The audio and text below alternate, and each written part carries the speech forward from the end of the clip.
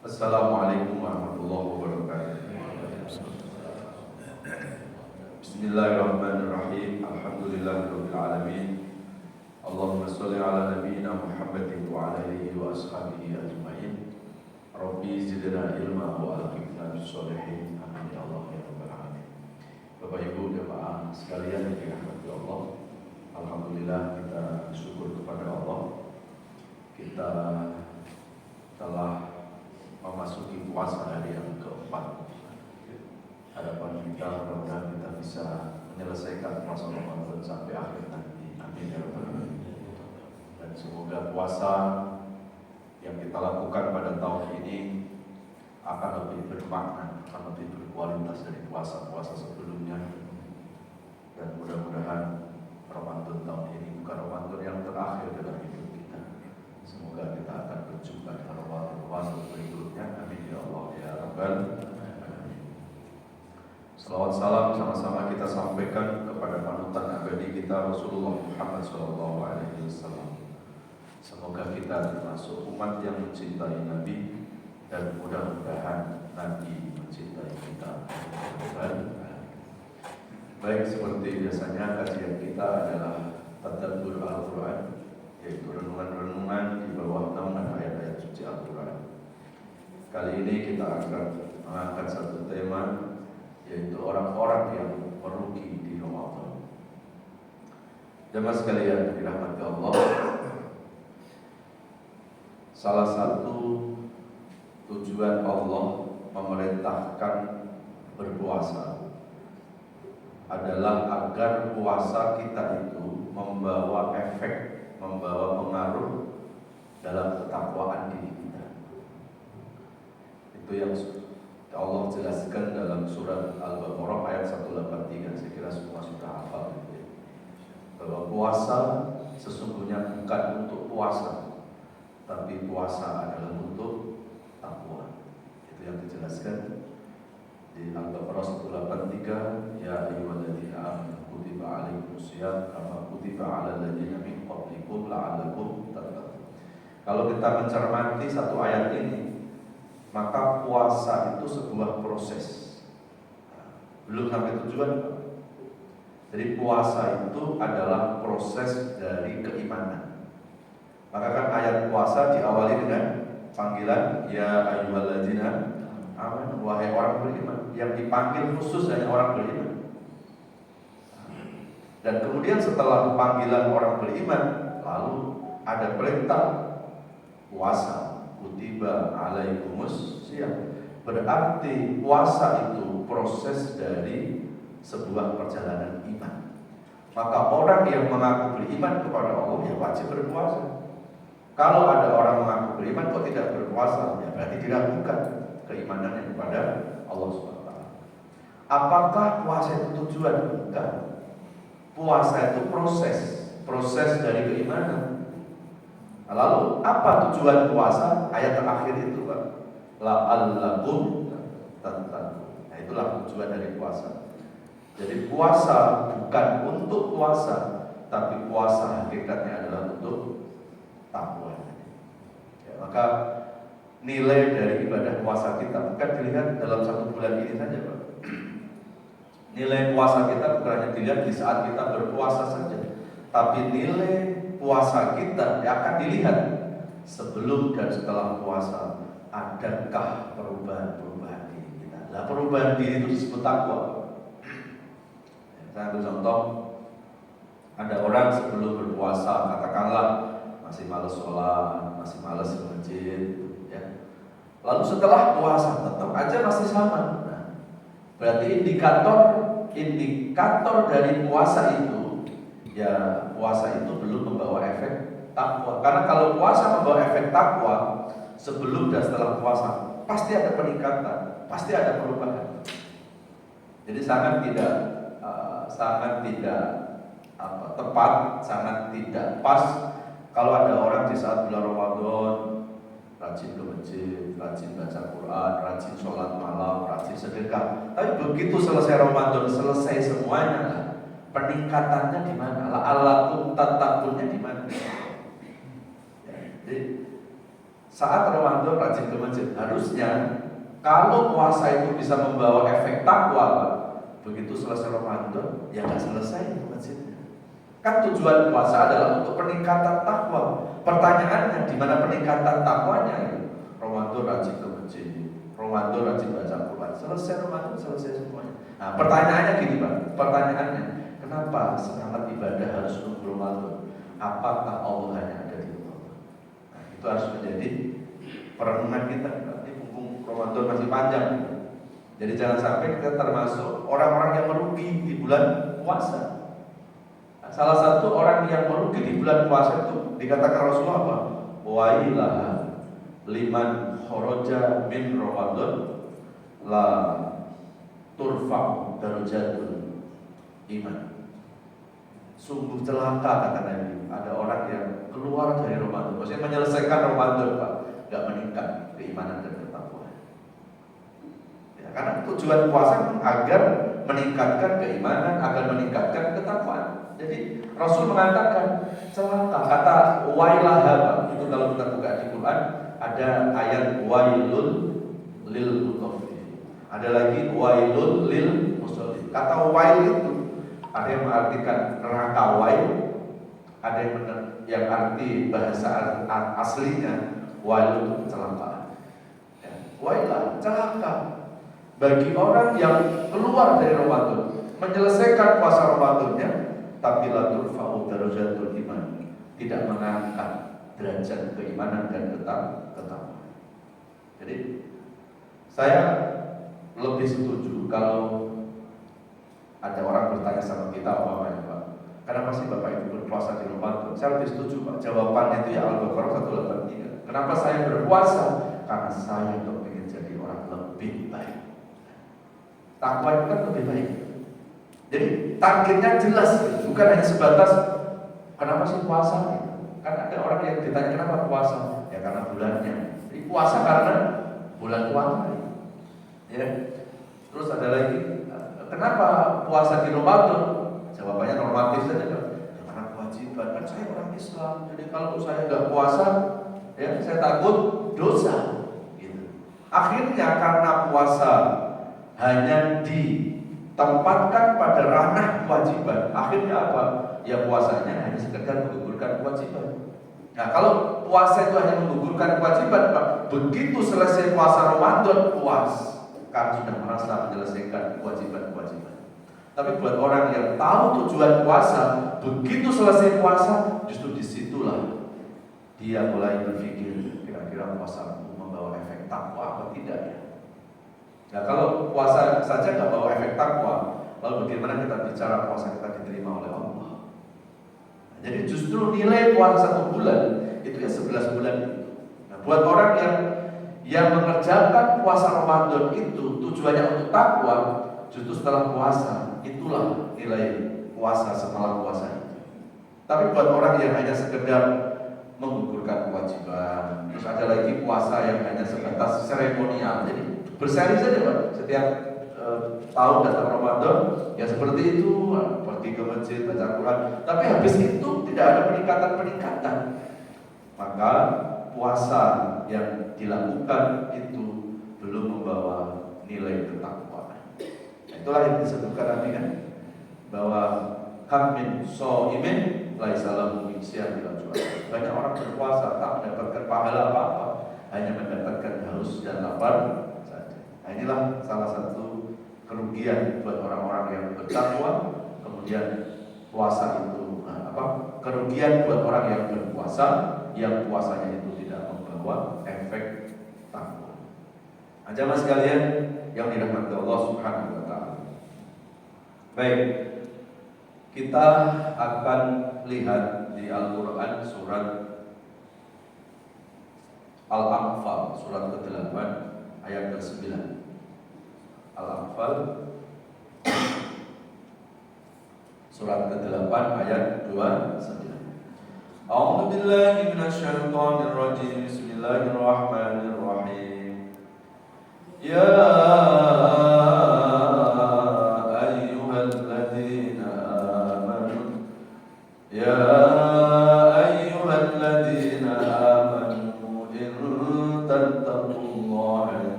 yukaffir ankum sayiatikum wa yaghfir lakum wallahu dzul fadlil azim. Sadaqallahul. Yaitu surat Al-Anfal surat ke-8 ayat 20. Coba kita renungi. A'udzubillahi minasyaitonir rajim. Bismillahirrahmanirrahim. Wahai orang-orang yang beriman, in tattaqullah, jikalau kalian betul-betul bertakwa, ini firman Allah Pak. Betul-betul bertakwa itu artinya apa Pak? Ketakwaannya itu tidak terkontaminasi oleh waktu dan keadaan. Jadi ketakwaannya itu ajak. Kalau dalam bahasa agama itu disebut istiqomah. Ya, jadi kalau orang itu benar-benar bertakwa, yaitu ketakwaan seseorang yang tidak luntur karena keadaan, tidak terkontaminasi oleh waktu. Seperti yang saya sampaikan tadi Pak, ada orang saat Ramadan rajin ke masjid, bagus gak itu Pak? Bagus. Ada orang saat Ramadan tadarus Quran, bagus. Tapi kalau selesai Ramadan, selesai semuanya, nah, itu belum termasuk ayat itu. Karena iman dan takwanya itu masih melihat apa? Waktu dan keadaan. Jadi kalau orang semangat ibadahnya nunggu Ramadan, ya begitu selesai Ramadan selesai Pak. Tapi kalau ibadah seseorang itu betul-betul karena ketakwaan, betul-betul karena Allah, orang itu gak akan peduli Pak. Mau Ramadan gak peduli. Sekali dia ke masjid sampai mati ke masjid. Karena apa? Ibadah dia bukan karena Ramadan. Kalau Ramadan cuma 1 bulan. Tapi kalau ibadah itu karena Allah, Allah ada kapan saja. Ya, jadi kita naikkan level pemahaman kita dari dari ibadah yang kadang masih mengejar pahala, yang kadang masih mengejar surga. Kita naikkan level pemahaman kita bahwa ibadah kita bukan karena itu. Ya, bukan karena itu. Pahala dan surga bukan tujuan ibadah Pak. Ya.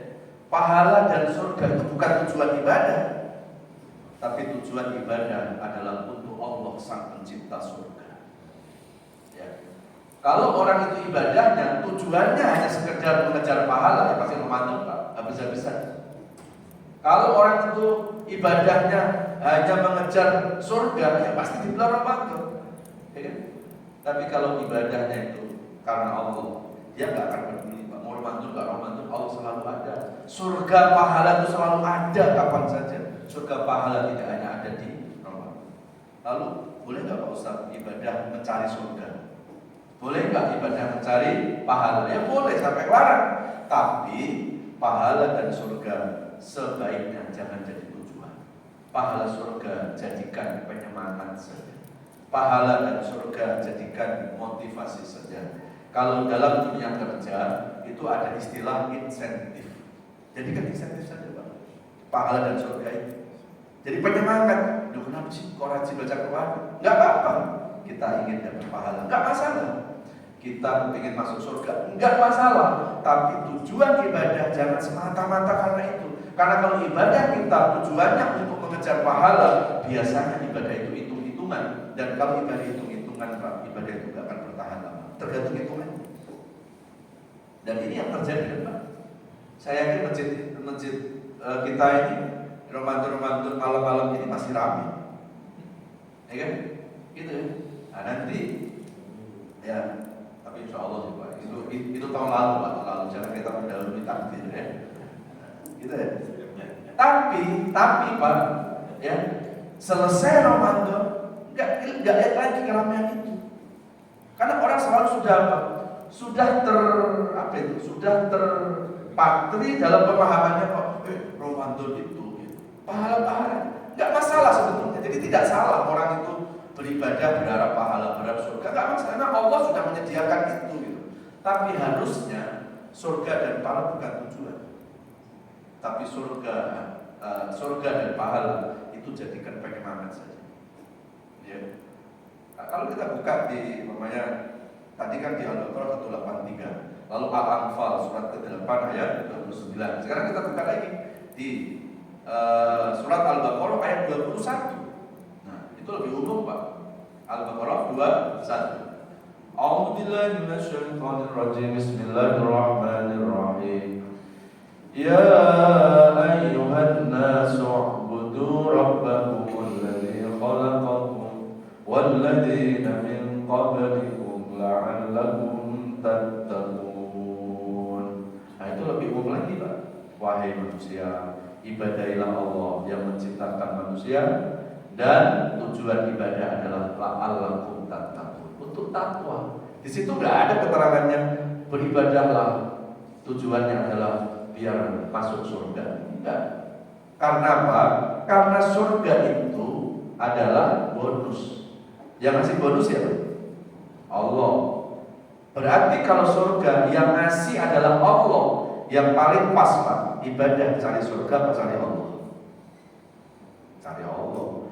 Kalau ibadah itu hanya mencari surga, hanya menjadikan pahala sebagai tujuan Pak, maka biasanya ibadah itu susah untuk istiqomah.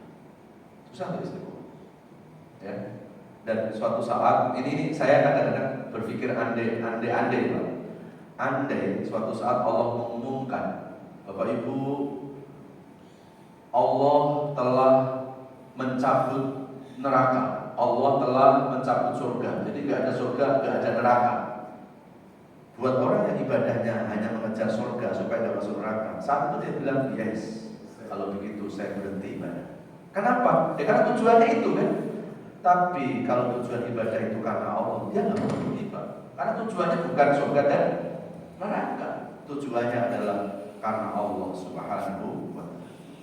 Nah, inilah tujuan orang-orang yang kalau dalam bahasa tasawuf itu orang-orang yang qalbuhu al-wusul ilallah, yang hatinya itu sudah nyambung dengan Allah, maka tujuan ibadahnya bukan mengejar, bukan untuk mengejar surga dan pahala, tapi ibadahnya itu sesungguhnya mencari ridho Allah Subhanahu wa Ta'ala.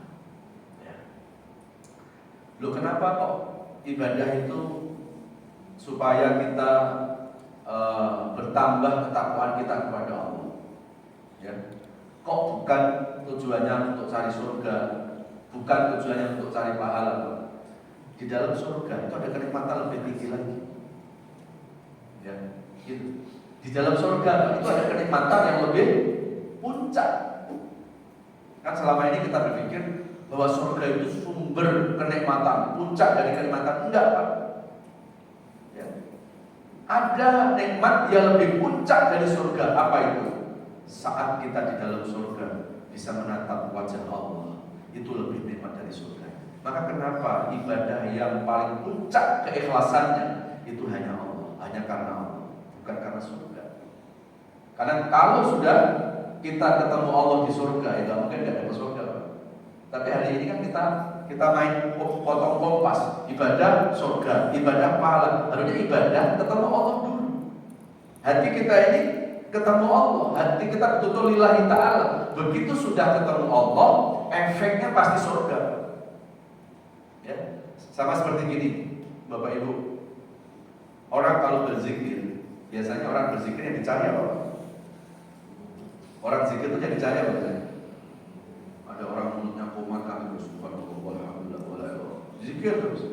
Ketika ditanya kok rajin zikir Pak, biar apa?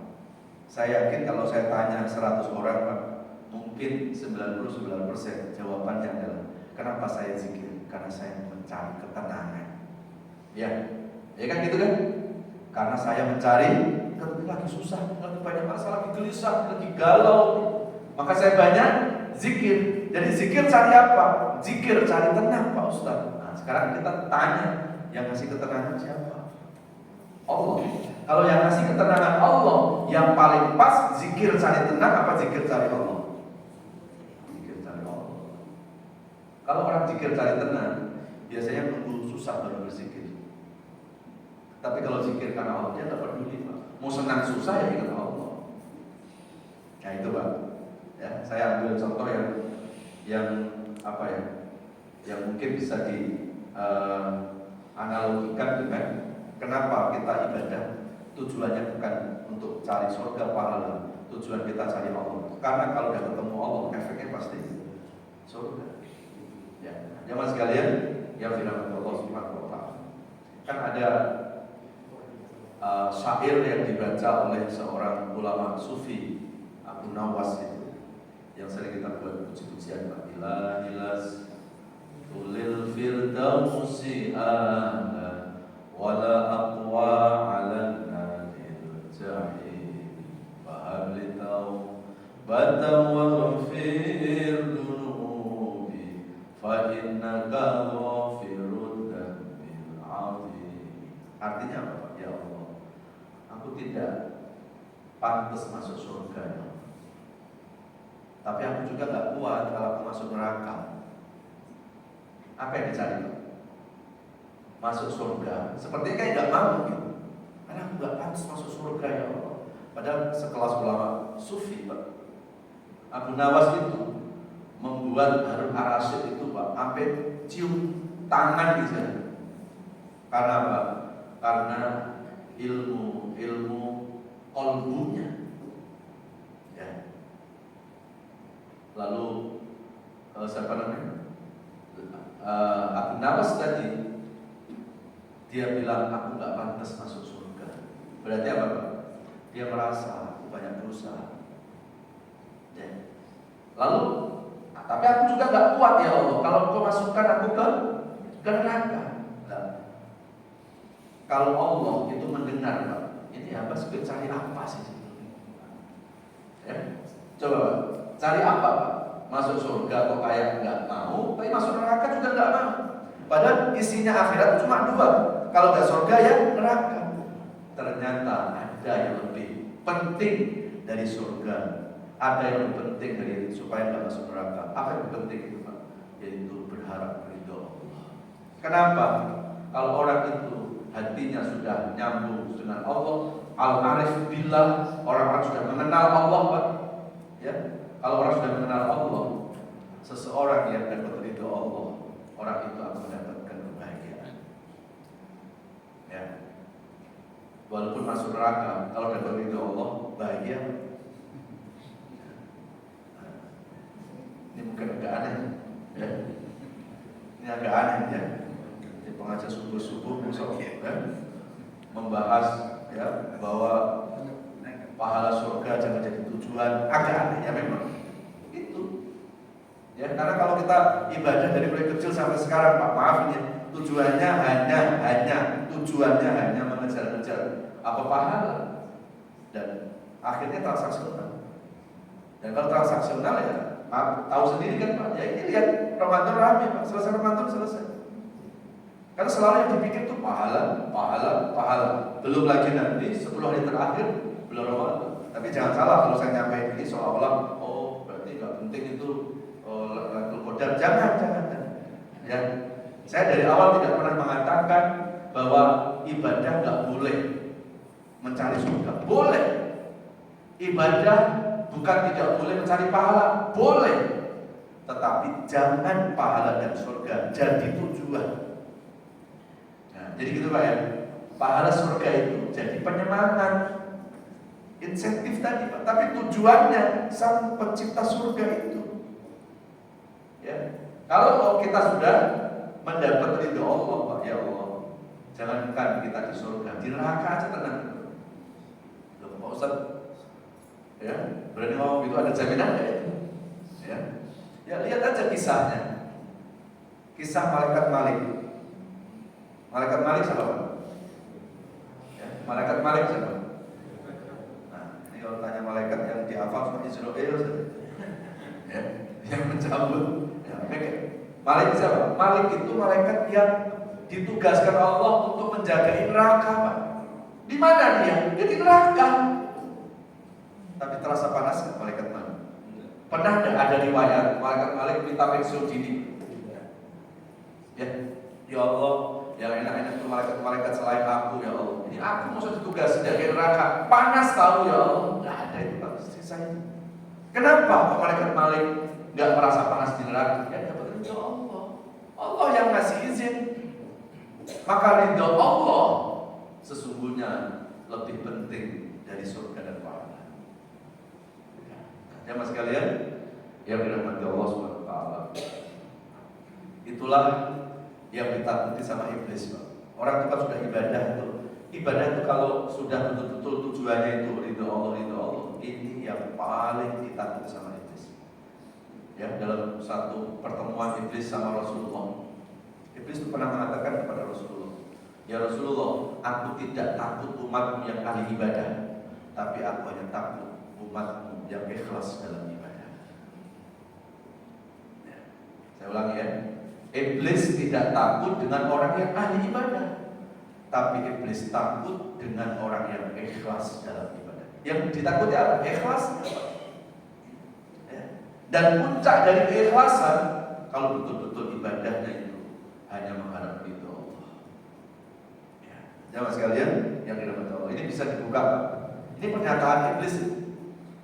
Ya, pernyataan setan di dalam Al-Quran surat Shad, surat 38 ayat 82-83. A'udzubillahi minasyaitonirrajim. Bismillahirrahmanirrahim. Qala fa bi'izzatika la'ughwiyannahum ajma'in illa ibadaka minhumul mukhlasin. Itu surat Shad, surat 38 ayat 82-83. Ini ungkapan iblis sesaat setelah dikeluarkan dari surga bersama Nabi Adam. Kan Nabi Adam dikeluarkan dari surga gara-gara makan yang diharamkan Allah. Iblis dikeluarkan dari surga gara-gara sombongnya. Sesaat iblis dikeluarkan dari surga, dia minta sama Allah, Pak, ya Allah, ada dua permintaan iblis dan dua itu dikabulkan sama Allah. Apa permintaan iblis itu? Yang pertama, ya Allah, panjangkan usiaku sampai hari kiamat. Maka iblis itu tak mati, Pak. Iblis itu gak bakal mati-mati kecuali hari kiamat. Bahkan Rasul mengatakan apa? Inna syaiton yajri fi majrid dam. Setan itu masuk ke dalam diri manusia melalui aliran darah. Sepanjang darah manusia masih mengalir, setan akan masuk melalui itu. Ya. Lalu yang kedua, setan minta lagi sama Allah, ya Allah, berikan kemampuan aku untuk menggoda manusia kecuali ibadah minhumul mukhlasin, hambamu yang terpilih, kecuali hambamu yang mukhlasin. Apa mukhlasin itu? Yang ikhlas. Qala fa bi izzatika la ughwiyannahum, demi kemuliaanmu ya Allah, aku akan gelincirkan semua manusia kecuali hambamu yang ikhlas. Kata siapa? Kata siapa? Insya Allah. Barusan ya, masa kata iblis. Barusan ngomongin Pak Ustaz. Yang ngomong siapa? Kata siapa tadi? Kalau iblis langsung keluar ya. Ya, nyampein kata iblis, tapi barusan kata siapa? Pak Ustaz. Jadi nggak apa-apa kalau Ustaznya iblis, jamaahnya nggak mungkin lah, kita semua manusia ya. Tadi pernyataan iblis tuh, Pak. Jadi iblis itu sudah ikrar di depan Allah, wahai Allah, aku akan goda manusia kecuali hambamu yang ikhlas. Berarti yang ditakuti bukan ibadah, keikhlasannya. Maka dulu ada satu riwayat di dalam hadis, Rasul pernah masuk sebuah masjid, Pak. Di masjid itu, di dalam masjid ada dua orang, yang satu lagi sholat di depan mimbar kayak gini, yang satu lagi tidur pules di belakang sana. Terjadilah dialog antara Rasul dengan setan tadi. Kata Rasulullah, "Tan, setan." Ya. Kenapa kamu goda yang lagi tidur? Kenapa kamu gak goda yang lagi sholat di depan mimbar? Apa kata setan itu, Pak? Ya Rasulullah, itu yang sholat di depan mimbar, aku udah tahu itu gak usah aku goda. Itu sholatnya gak akan diterima sama Allah. Karena sholat itu belum ikhlas. Dia sholat itu kalau lagi susah. Dia sholat itu kalau lagi banyak masalah. Tapi selesai masalah belum tentu dia istiqomah sholat. Jadi sholatnya itu masih terkontaminasi oleh keadaan, tergantung mood saja. Belum sepenuhnya karena Allah. Tapi kenapa aku goda yang lagi tidur pulas? Ini tidurnya orang alim, dia punya ilmu. Jangankan tidurnya, jangankan meleknya, tidurnya aja dia ibadah karena Allah. Maka aku lebih takut dengan orang ini. karena tidurnya aja ibadah, gimana melek? Maka aku goda terus supaya tidur terus. Ya. Makanya kalau ada yang ngaji tidur jangan bangun. Itu paling ditakut sama setan. Ya. Paling takut. Ya. Jamaah sekalian, orang tidurnya aja niat ibadah kan aja. Apalagi saat puasa tidur kan. Dulu waktu kecil Pak, saya ingat sering Ustadz itu kalau ceramah nyampein begitu Pak, ya, bahwa tidurnya orang puasa seperti ibadah. Saya waktu kecil kan, saya pikir udah dari pagi tidur lagi, bangun duhur, sholat tidur lagi. Kenapa tidur terus? Ibadah. Masih ingat ya waktu kecil dulu, ya? Padahal maksud tidur di sini ya tidur yang sekedar, kalau tidur itu bukan tidur kita, tidurnya Rasulullah itu. Nah, kalau kita mau mengikuti tidurnya supaya dihitung ibadah, ya ikuti tidur Rasulullah. Tidur Rasulullah selain malam Pak, itu namanya tidur qailulah di waktu siang. Kapan qailulah itu? Yaitu sejenak sebelum sholat zuhur atau sejenak setelah sholat zuhur. Itu tidurnya Rasulullah. Itulah yang tidur qailulah. Ya, bukan yang tidur habis subuh. Ada tidur yang dibenci oleh Rasulullah. Satu habis subuh, kedua tidur habis asar. Kata Rasulullah, tidur habis asar itu mewariskan penyakit ayah. Makanya kalau tidur habis asar, bangun kayak orang bengong, nggak konek-konek. Kalau itu diterus-terusin, mudah pikun Pak. Maka kalau nggak mau pikun, hindari tidur habis asar. Itu. Ya. Lalu yang kedua, tidur habis subuh. Kalau naum ba'da subahi turisul faqr. Kalau tidur habis subuh mewariskan fakir, mewariskan kemiskinan. Maka dulu orang tua kita tidur pagi jam tidur, entar rezeki dipatok ayam. Itu benar itu Pak. Ayam aja enggak sekolah sudah bangun, udah patok. Udah bangun tuh. Ya, jadi nanti rezekinya diambil sama ayam karena ayam yang sudah nyari-nyari rezeki. Sementara manusia malah tidur gitu ya. Betul itu pesan orang tua kita. Ya. Kalau Rasulullah malam, di beberapa riwayat saya baca Pak, Rasulullah kalau malam tidurnya paling cepat dan bangunnya juga paling cepat. Jadi Rasul jarang begadang. Kalau mau tidur Rasulullah cepat tidur, dibangunnya lebih cepat. Atau Rasulullah pada semalaman itu enggak tidur. Nah itu beda kelas kita, beda kelas ya. Rasulullah itu sering Pak sholat subuh dengan wudu isya. Ya, sholat subuh dengan wudu isya. Maksudnya apa tuh Pak Ustaz? Ya berarti sepanjang malam Rasulullah itu ibadah kepada Allah. Sehingga wudu isya itu digunakan untuk sholat subuh. Di sini juga ada kan yang sholat subuh dengan wudu isya. Iya, isyanya jam 3. Langsung nyambung waktu subuh. Apa ditanya? Itu saya kira seperti Rasulullah, ya. Padahal Rasulullah itu sholatnya selalu berjamaah. Ya. Dan itu diikuti oleh dua sahabatnya Rasulullah, Sayyidina Ali sama Sayyidina Umar. Sayyidina Umar sama Sayyidina Ali Pak, ketinggalan satu rakaat sholat subuh berjamaah dengan Rasulullah. Dua-duanya itu berkampung hampir 3 hari. Ya. Sedih. Ditanya kenapa? Iya, aku ketinggalan satu rakaat. Ketika satu rakaat berjamaah sama Rasulullah sholat subuh Pak, sedih 3 hari. Nah kita hari ini jangankan ketinggalan rakaat sholat subuh, subuhnya kesiangan ini biasa. Ya, udah begitu nanti niatnya dirubah. Sholat subuh rakaat ini mustaqbil lagi berarti kesiangan lillahi ta'ala Allah. Sampai kesiangan biar maklum Allah.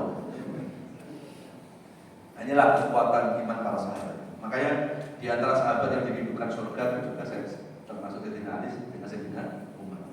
Ya. Baik, jamaah sekalian dirahmati Allah. Baik, kita kembali lagi ke tema kita. Siapa yang merugi dalam bulan Ramadan? Yang pertama tadi apa? Yang berpuasa, tapi puasanya tidak meningkatkan derajat keimanan dan ketakwaan. Jadi puasanya ya hanya menggugurkan kewajibannya. Lalu yang kedua, wailah liman kharaja min Ramadan la tughfaru dzunub. Yaitu celaka kata bagi orang yang sudah selesai dari Ramadan tetapi Ramadannya tidak membawa pengampunan dosa. Ya, tidak membawa pengampunan dosa. Ya. Nah, itu yang dikatakan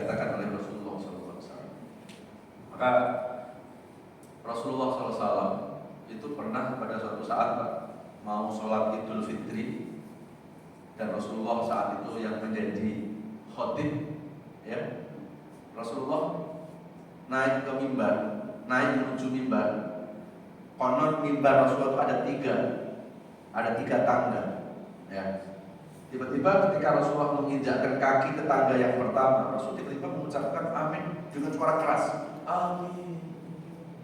Ya, amin. Ya. Nah, untung Pak Ustadz ngomongnya sudah selesai pilpres. Kalau bisa pilpres bahaya, ya. Amin. Terus sahabat kaget. Kalau bahasa kita, tumben Rasulullah mengucapkan ada apa? Karena biasanya orang mengucapkan amin itu ada yang berdoa. Ini nggak kedengeran siapa, nggak kedengeran orang berdoa, Pak. Rasul tiba-tiba mengucapkan amin. Terus nggak lama lagi Rasul naik tangga yang kedua, Rasul pun mengucapkan amin. Keras lagi. Terus amin yang ketiga, tangga ketiga, Rasul pun mengucapkan amin. Singkat cerita, selesai Rasulullah itu melakukan khutbah Idul Fitri, sahabat bertanya kepada Rasulullah, ya Rasul, ada apa kau ucapkan amin 3 kali? Tiba-tiba Rasulullah meneteskan air mata. Itu pada 1 Syawal, ya, selesai puasa Ramadan. Ketika ditanya, ada apa Rasulullah? Engkau ucapkan amin. Nabi tidak jawab, tiba-tiba Nabi meneteskan air mata. Nabi menangis, Pak. Sampai disebutkan fabakan Nabi bakaan syadidah. Kalau dalam bahasa Arab, bakaan syadid itu bukan nangis biasa. Bakaan syadidah, tangisan yang kayak bergetar histeris. Ya. Dan Rasulullah itu biasa menangis, Pak. Rasul biasa menangis. Ya, kan ada 3 air mata yang dianjurkan oleh agama kita. Pertama, ketika meneteskan air mata ingat dosa, ketika meneteskan air mata ingat jasa-jasa orang tua yang kita belum mampu membalasnya. Lalu ketika dalam keheningan malam dia merasa kehadiran Allah, dia merasa dihadiri oleh Allah. Tiba-tiba dia meneteskan air mata. Maka air mata ini nanti di akhirat, kata Rasulullah, akan menyirami api neraka. Ya, akan menyirami api neraka kita. Kalau kita mendapatkan azab, akan menjadi apa? Dispensasinya. Nah, Rasulullah biasa menangis, Pak. Ya, apalagi melihat umatnya susah. Rasul nggak bisa lihat umatnya susah, walaupun dia susah. Rasul menangis. Ya. Lalu ketika ditanya 5 bakaita bakaan syadidah, ya Rasul, apa yang menyebabkan engkau sedih ya Rasulullah? Ini kan beda dengan kita, Pak. Kalau kita akhir Ramadan 1 Syawal, kita senang apa sedih, Pak? Selesai Ramadan 1 Syawal, senang apa sedih, Pak? Senang kalau kita. Kalau Rasulullah malah bersedih, Pak. 1 Syawal Rasulullah itu menangis. Ya. Kalau umatnya 1 Syawal bergembira, kan sudah bisa sarapan nasi uduk, sudah bisa merokok pagi, gitu ya, bahagia, ya, udah bisa makan opor lagi, ya, udah bisa makan nasi uduk, sambal ikan teri, gitu ya. Sekarang nggak ada sekarang berarti ya. So, pray dulu Pak, pray berarti apa nggak ada sekarang, ya, gitu ya.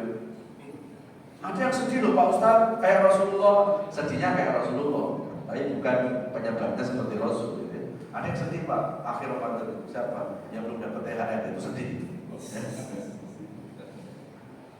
Lalu akhirnya Rasulullah menjawab, wahai sahabatku, kalau kalian mendengar apa yang aku dengar, pasti kalian pun akan menangis dan kalian pun akan mengucapkan amin juga. Ya. Kalau kalian mendengar apa yang aku dengar, kalian pasti seperti aku. Nah, berarti Rasulullah itu diberikan mukjizat yang tidak dimiliki oleh umat. Ya. Lalu sahabat bertanya, ada apa Rasulullah? Maka Nabi menjawab, ini melanjutkan nggak ya? Ya. Ini kalau dilanjutkan Pak, ini bisa sampai jam 9. Akhirnya Rasulullah menjawab, wahai sahabat, saat aku menginjakkan kakiku ke tangga yang pertama, aku melihat, aku mendengar semua malaikat berdoa kepada Allah. Panjang lebar doa itu. Ada doa yang aku disuruh oleh Allah untuk mengaminkan. Itu membuat aku sedih. Salah satu doa yang aku disuruh mengaminkan adalah, ya Allah, jangan menerima puasanya orang-orang yang durhaka kepada orang tuanya. Maka diberitakan Allah untuk mengaminkan. Sedih karena aku khawatir kalau terjadi pada umatku, berarti puasanya sia-sia. Terus yang kedua, jangan menerima puasanya umatku yang qati'ur rahim, yang memutuskan tali silaturahim. Nah, kalau itu terjadi pada umatku, aku sedih. Berarti puasa umatku sia-sia, dia merugi. Lalu yang ketiga, aku disuruh oleh Allah untuk mengaminkan ketika disebut namaku dan ada orang yang tidak membaca sholawat kepadaku. Ya, maka tadi kalau pas kita baca sholawat, Pak, fokus kita bersolawat kepada Rasul. Atau ketika disebut kata Muhammad, kita dianjurkan sallallahu alaihi wasallam. Ya, karena pahala sholawat itu, Pak, pahala yang nggak bisa kehitung. Ya, jadi suatu saat Rasulullah pernah bertemu sama malaikat Mikail. Tahu malaikat Mikail, Pak? Ya, tahu malaikat Mikail? Kalau bilang tahu, di mana, Pak? Tahu. Apalagi kenal malaikat Mikail? Kenal. Di mana kenalannya? Ya. Malaikat Mikail itu malaikat yang Allah perintahkan untuk nurunin hujan, Pak. Ini barusan ini pekerjaannya malaikat Mikail. Ya. Suatu saat Rasulullah pernah dialog sama malaikat Mikail. Wahai malaikat Mikail, apakah kamu tahu jumlah tetesan air hujan yang ada di bumi? Dia bilang, tahu saya. Orang yang nurunin aku, gitu kan? Loh, satu tetes kamu tahu, jumlahnya kamu tahu. Karena pada saat itu ketika aku menurunkan hujan, Allah memberikan kelebihan kepada aku. Jari-jariku itu akan menjadi banyak sejumlah tetesan air hujan yang di muka. Ini jangan dipikir pakai akal, tidak nyambung. Nanti kalau pakai akal, berapa jadinya? Seperti keterangan malaikat Jibril. Nah, apa keterangan tentang malaikat Jibril? Malaikat Jibril itu, Pak, malaikat yang punya dua sayap. Sayap satu itu sampai ke jagat barat, memayungi ke arah barat. Sayap satunya itu memayungi di jagat timur. Jadi kalau kita pikir pakai logika, terus gimana? Berarti keberatan kan? Nggak bisa. Ini kan malaikat termasuk makhluk yang gaib. Kalau makhluk yang gaib yang bicara bukan akal, yang bicara spiritual iman. Maka di Al-Quran kan disebutkan apa? Alladzina yu'minuna bil ghaib. Orang-orang bertakwa itu mengimani yang gaib. Malaikat itu salah satu yang gaib. Jadi nggak bisa ketika bicara malaikat kita deteksi dengan kecerdasan intelektual kita. Harusnya intelektual kita tundukkan, yang bicara adalah kecerdasan spiritual iman.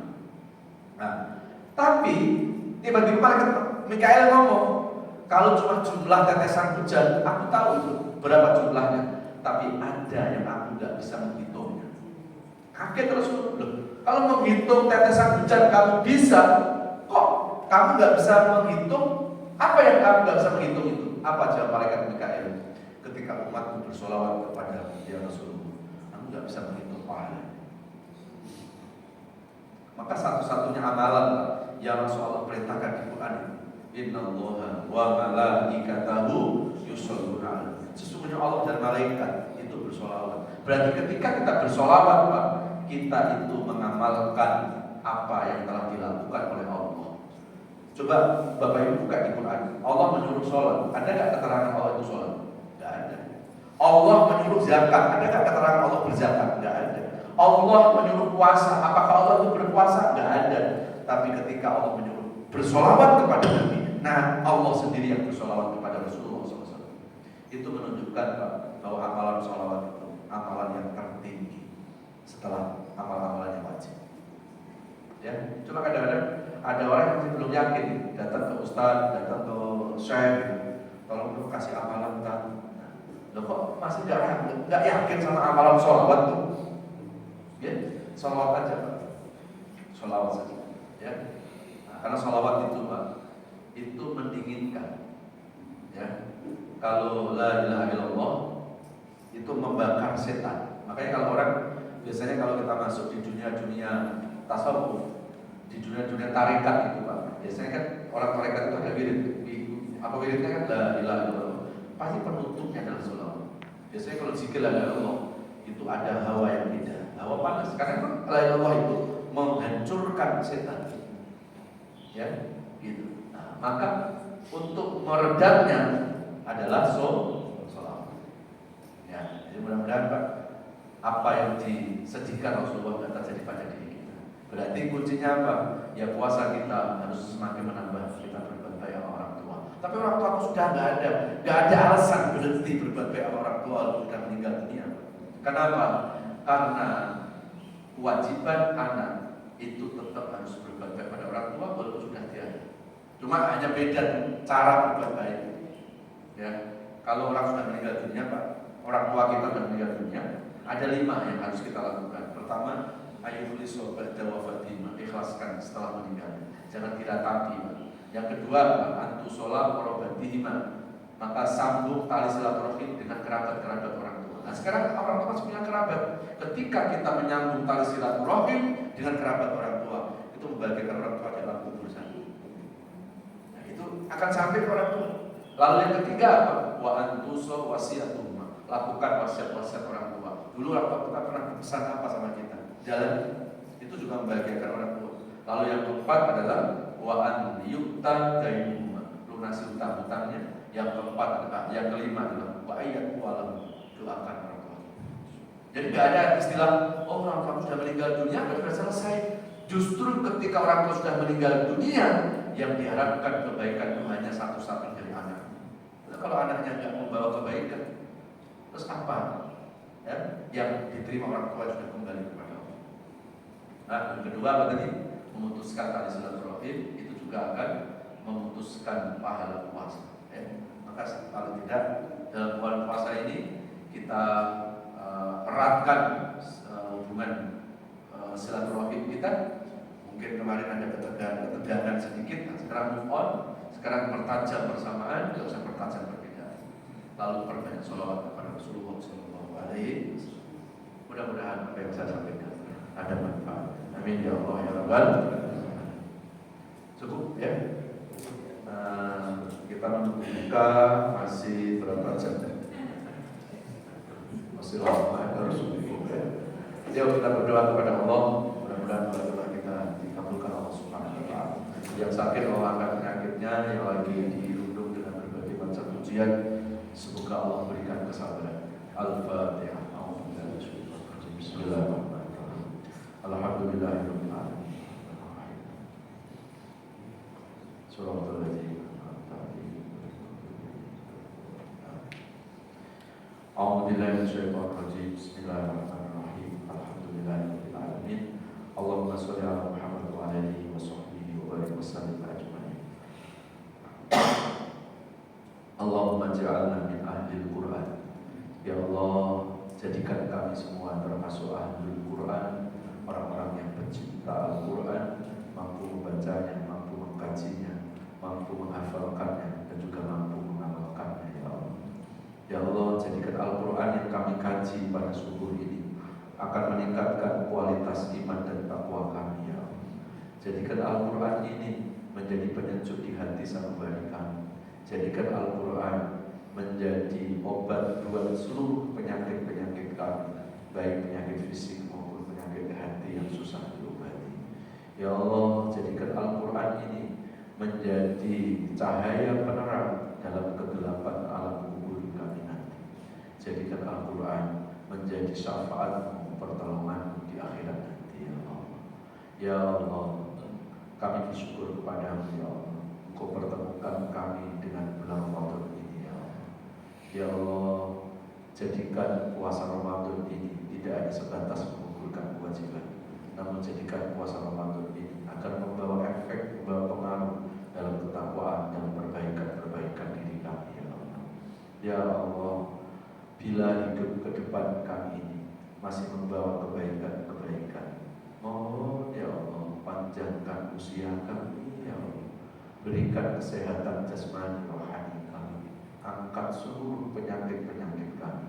Ya Allah, berikan keikhlasan dan kesabaran dalam menjalani sisa-sisa hidup ini. Ya Allah, jadikan sisa-sisa hidup kami ini menjadi hidup yang jauh lebih baik, hidup yang lebih berkah, hidup yang penuh ibadah, hidup yang selalu mampu memperbaiki diri. Ya Allah, dari mulai hari ini sampai Engkau mencabut nyawa kami, tetapkan iman dan Islam kami, ya Allah, sehingga hanya nama-Mu yang kami sebut ketika kami menghembuskan nafas terakhir kami. Ya Allah, sebelum ajal menjemput kami, izinkan kepada kami untuk bertaubat kepada-Mu, ya Allah. Ya Allah, ajarkan kepada kami makna taubat, agar kami mampu menyadari dosa-dosa kami selama ini. Kami bukan orang yang suci dari dosa, kami bukan orang yang suci dari kesalahan. Kami menyadari banyak dosa-dosa dari masa lalu hingga saat ini, ya Allah. Ampuni dosa-dosa kami. Jangan Kau balas dosa-dosa kami dengan kemurkaan-Mu, ya Allah. Jangan Kau balas dosa-dosa kami dengan musibah-musibah yang selalu menghampiri hidup kami, ya Allah. Wassallallahu ala nabiyyina Muhammadin wa ala alihi wasallam. Walhamdulillahi rabbil alamin. Subhanakallahumma wa bihamdika asyhadu an la ilaha illa anta astaghfiruka wa atubu ilaik. Mohon maaf lahir batin. Assalamualaikum